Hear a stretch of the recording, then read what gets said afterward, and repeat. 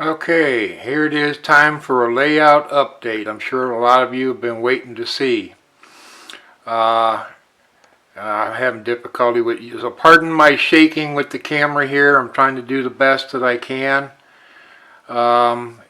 Here you can see that this end of the layout, I've got a couple of trains sitting here. I really only have one main line kind of completed, that I can run a complete loop all the way around.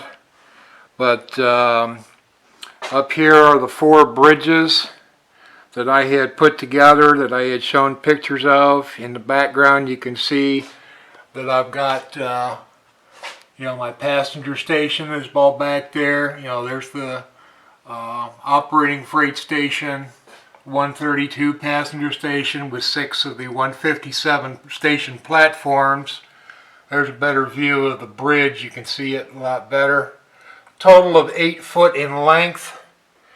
And coming back down here, we got these 2 tracks go down underneath, and that feeds back all the way back there. The 2 tracks up there on the upper level feed all the way around to the back there. A couple of more of the 157s to where it transitions into 3 tracks back here on that curve.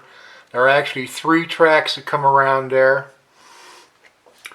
Panning back across this way, this is where my nightmare has been, because of the simple fact of all of the switches that I had to put in here, and all the custom cut sections of track that were put in there just gave me all kinds of issues trying to get it. But I believe I finally got it, because there's like 10 switches all together in here.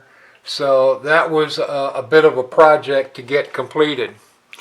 Here's a couple of my accessories that will be incorporated. That's approximately where they will be positioned at.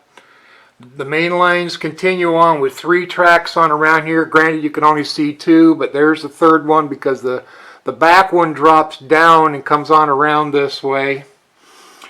And here's where the upper level right there dead ends. I ran out of track pins, so I've got to order some more track anyway, so I'll be taking care of that at that time. But the 2 main lines actually, you got the one in the foreground, the one that's in the background there. Travel on down through here to where the 2 of them come down across there, past the stations there, on around underneath that track, and then back on over to the where we started at. You can see here I've got a few of my engines sitting down here. I've got my 1218 is sitting here. It hasn't been run in quite a while, so I'm hoping I don't have any issues with that.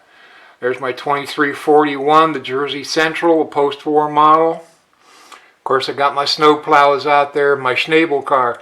The one thing I found with the Schnabel car is I found it to be an excellent car for doing the testing on all of my track.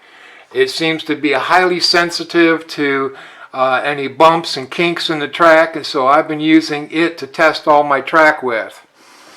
So the area that I'm needing 2 bridges, you got this Y that's in here, that where this one bridge comes on across here. This is actually a part of my reversing loop. I'll have a short 214 bridge there, comes into this switch, but from where this blue straight edge is at, that's where I'm needing 2 bridges to go to span that distance. That's a total of 48 inches, and 2 317 post-war bridges will fit perfectly across there. I've got one I was able to locate, and it's on its way here already, or at least it should be.